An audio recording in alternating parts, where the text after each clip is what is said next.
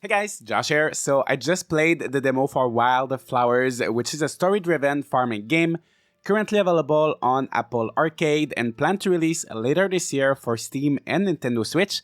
And I just wanted to make a short video to give you my thoughts on this game so far, or at least what I experienced in the 1 to 2 hours of content that is in the Steam demo, which is still available for everybody to try, by the way, so feel free to give it a try. And hopefully this video will help you decide if this game is worth your time or not. In this game you play as Tara, a witch who just moved to the little town of Fairhaven to take care of her grandma as she's starting to feel weak and to take over the family farm. I gotta admit that I downloaded this game with very low expectations as it is originally an Apple Arcade game, and I'm not a fan of mobile games, and that one really did look like a mobile game, but I was immediately and pleasantly surprised as soon as I landed on Fairhaven and greeted by one of the villagers. Tara? Oh my goodness, it really is you, isn't it? Lena? I haven't seen you since I was tiny. All of the dialogues in this game are voiced over, all of them, which is pretty surprising for a game like this. And I would also say the voice acting is pretty good. I'm not an expert by any means on voice acting, but to me at least, all the dialogues felt very natural, which made me want to engage and get to know more about the different characters and their story. Not only that, but the characters' mouths also match pretty closely what they were saying, and I just really appreciate the care and attention to detail that they put for all of the animations and the cutscenes. The mayor of Fairhaven, who is a bit creepy, forced me to meet everyone as soon as I arrived. We're a friendly town here at Fairhaven. We want to make sure you're settled in well. To that end, we want you to meet everyone, so we've made it a little game. The fine Fairhaven folk will let me know after they've met you. That way, I can give you a prize after you've met everyone. It's really quite clever and progressive. Plus a little bit creepy. You're funny. Anyway, come and see me after you've met everyone. And I was pleased to see how everybody was different. They all had their own personality and stories, and it was also pretty diverse in terms of physical appearance. Everybody's really different in this game. And if you get attached to some of these characters, you will be pleased to know that there is a romance system in this game, and Tara can fall in love with 7 different characters, regardless of their gender. I will avoid spoiling the main story, as that's where most of the pleasure in this game lies, but you will move in with your grandma, and as you help her, you will discover some things.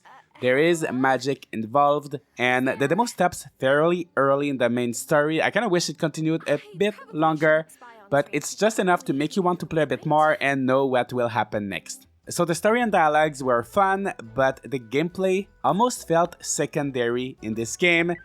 This probably comes from the fact that this is primarily a mobile game, so most tasks are designed to be very simple and easy to accomplish on a smartphone. Farming is done simply by interacting with a garden bed one time, then you select the seed, you then click on the garden bed one more time to water it, and then you just wait a few days for your crops to grow.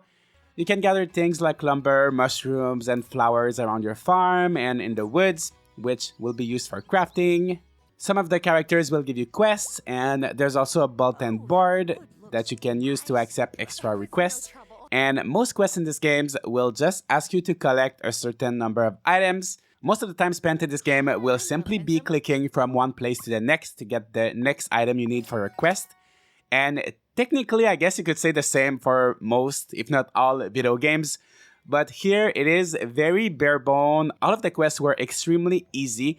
And to me, it feels like something is lacking. It's really just clicking from one place to the next without having to think about anything. There's also a cooking and crafting mechanic in this game, but it doesn't involve any kind of minigame or anything else that would require the player to actually do something. Fishing, on the other hand, is slightly different as you do have to press when the fish bites.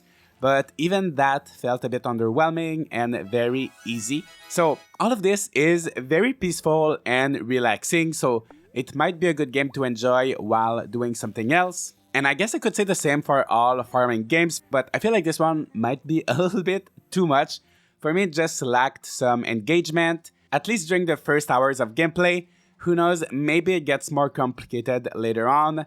So I recommend you try the demo, but yeah, you can do everything with just one button. It's very simple, very easy. Tools are also changed automatically, so you don't even have to think about selecting the watering can, the axe, fishing rod, or anything. All of this is automated for the player. However, this leads me to my next point, which is that this game is extremely accessible and easy to play. It can be played entirely with the mouse, entirely with the keyboard, or entirely with a controller, so if you can only use one of these devices, you will be able to play without any problem.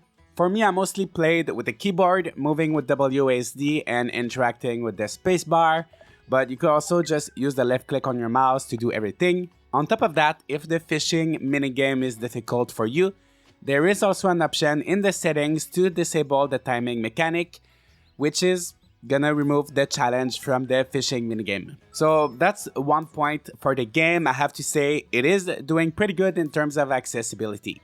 To conclude, from what I played so far, I would recommend Wylde Flowers if you're either looking for an engaging story more than engaging game mechanics, just a very relaxing game that doesn't require too much effort from you, and I feel like it's more suited also for mobile experience than on PC.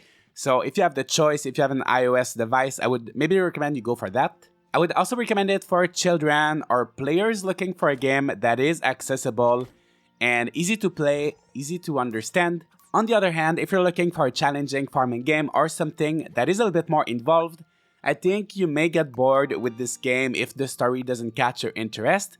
So yeah, you can tell that a lot of care was put into Wylde Flowers to offer a diverse cast of characters, good voice acting and storytelling, as well as accessibility, but the gameplay may not appeal to everyone. So that's pretty much it, guys. Let me know if you've played Wylde Flowers. Let me know what are your thoughts on this game.